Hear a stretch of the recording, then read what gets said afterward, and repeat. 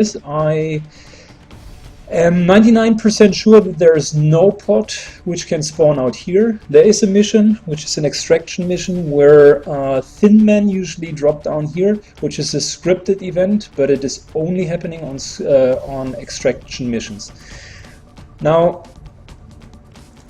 just to get the hang of it, we theoretically would have a full wipe of all of them with our rocket. The zero don't get confused with a 0% hit. That's just because he can't step into the area here, which he currently doesn't need to do. So that is something which we can use as a backup plan. There is some full cover here, which we're probably going to use. We could even run and gun, but there is only a limited advantage of doing so. By standing here, you already flanked this one. By standing here, only if the cover is removed, there's really an advantage for that. So let's nevertheless start moving our troopers in. If we run and gun, there is no disadvantage in moving here first.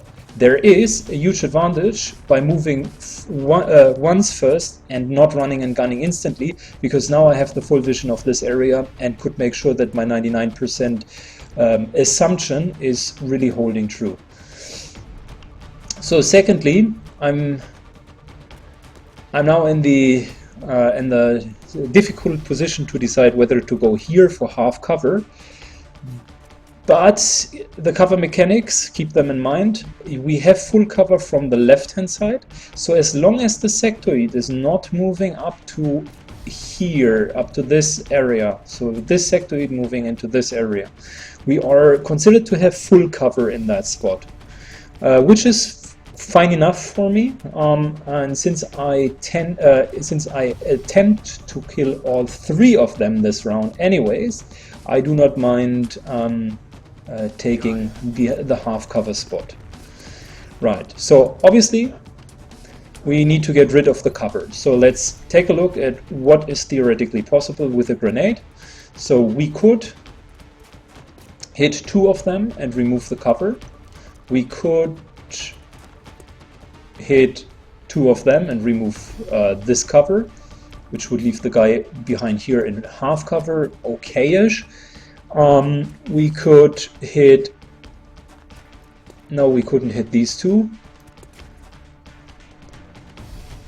So I'm not 100% sure if the interstellar scope can be removed. I'm pretty certain there have been issues with this. Plus he is flanked. So that's the reason why I'm going for the latter one, which is removing both cover of the aliens that I definitely need to hit, plus damaging both.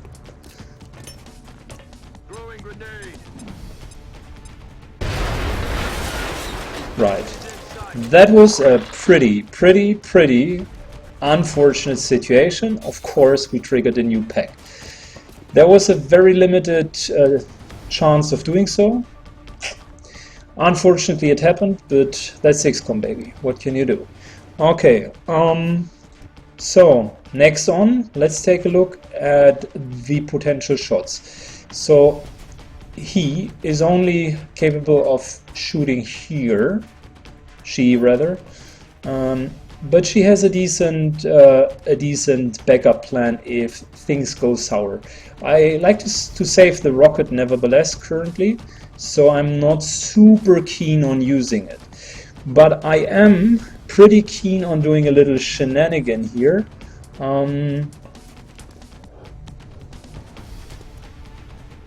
Which I am sure is going, not 100% sure is going to pay out, but I am quite certain it does. So the logic behind the situation is the following: she doesn't need to use both of the explosives on the on the same encounter here. She is not going to take any overworld shots, because if they are going to flood the room, she's in a pretty dead angle. She just can see literally up to here. So positioning wise, not very optimal. The fire rocket, definitely okay. Fire rocket on 3 of them, currently an overkill. But what isn't an overkill is finishing up the work that the rookie has set up. As always, 1 grenade for 2 sectoids, pretty fair trade, and gets rid of a lot of pressure, specifically with the additional pack that is about to spawn.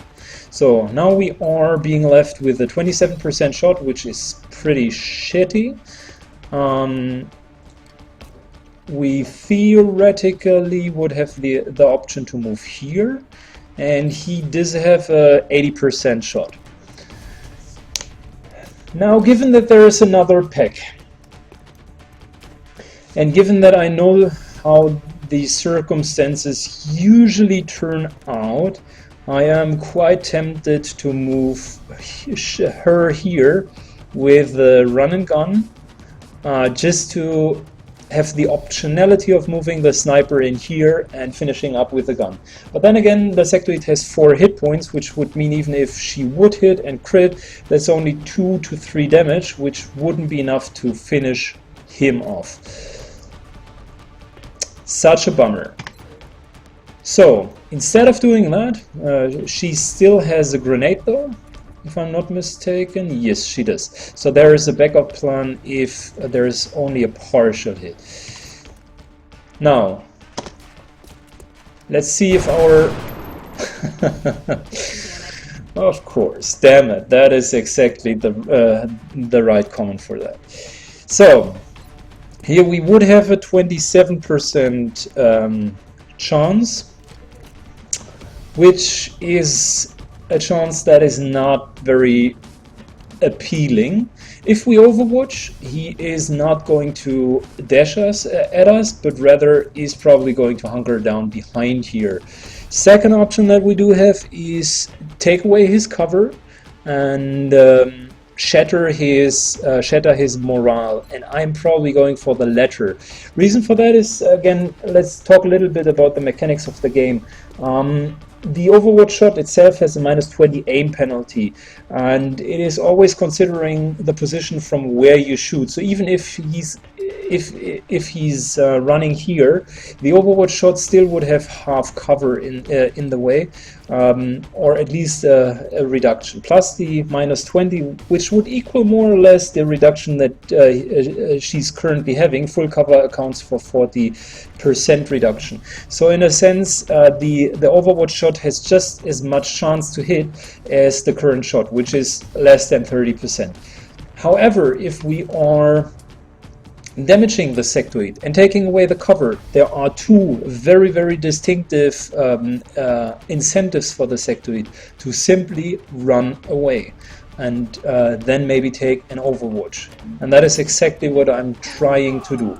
Now, it might seem to be inefficient, plus I have just validated my hypothesis that the scope itself cannot be destroyed. It might seem to be a little bit inefficient to use 3 grenades for 3 sectoids, and I'll definitely take that as a point of criticism. But let's see what the sectoid is going to do. My take on it is that he's going to... Oh, that was a very shitty situation. Yeah, he's going to go into full cover, even double move. Right. Okay, so that is a very, very dense spot. We haven't received any damage so far, but keep in mind it is still a dense spot. So let's try to figure out where that sectoid is receiving the mind meld from. It is pointing to the outside.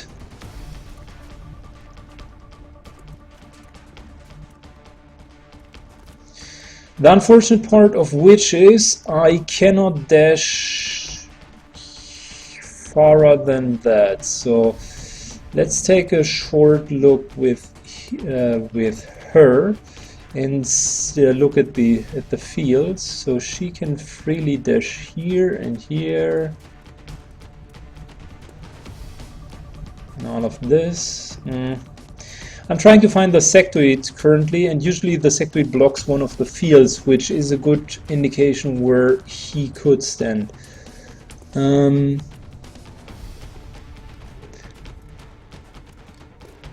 can barely see some of the psi waves going through that area, but I don't see the origin. Bummer. Reason for me asking so specifically about that is, of course, I want to kill the origin of the mind merge. So what we can try to do is, let's think about tactics here. We definitely need to get rid of this sectoid, which I'm positive that we can do. We are probably going to get rid of this sectoid as well and set up a nice flank here. Since I still do not know where the mind meld is coming from, what I'm probably going to do is I'm going to move here and kill that sectoid. That sets up a nice flank, plus is not prone for another flank because he is going to die. That sectoid cannot move up to here, so still full cover. That is a good move. If I see someone behind there, I will react accordingly. So let's get our rookie 1 kill and a promotion. There we go, and that's also the reason why I haven't seen him. He is behind that window. Now let's talk about chances. 100% of a kill here, 60% of a shot there. No question asked. Definitely going to take the secure one.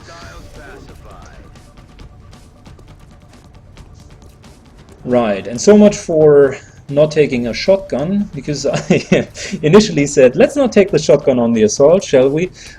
Here it would have been definitely very handy. So let's look at some aiming angles here, just to be sure what we have as what we could have as a theoretical backup plan. Now that is not an option. That is also not an option. Very, very unfortunate. This guy here has always the option to move in here. This terrain is considered difficult. This is not even possible to move in because it's currently burning. Also the sectoids can't move there. I am sure he can walk through here because we can do that as well. So moving our heavy to here, which looks tempting at first, will open a hell lot of pain. It will first of all start to give us probably another proc and another patrol here, another pot that has been uncovered. And it also leaves us prone for the flank for this guy, and I'm certainly not sure if we can take him this round. Let's see if our sniper can see something. No, which is unfortunate. And let's see about our grenades. We still have 1 grenade with our assault, which will not remove any of the cover here. So that pillar is a fixed pillar. It will just bump up the wall here. Which is also not an option. We do have literally 1 slot here. And you can already see how closing doors could definitely benefit the XCOM, and I'm super happy that it is implemented in XCOM 2, because if we would stand here, a closed door definitely would make sense. Now, given the situation, one of the smart plays that we can take is we are not going to use the rocket, since there are no good aiming angles. And the LMG is having a little bit higher damage than the normal weapons, so we can theoretically kill him even with 5 damage.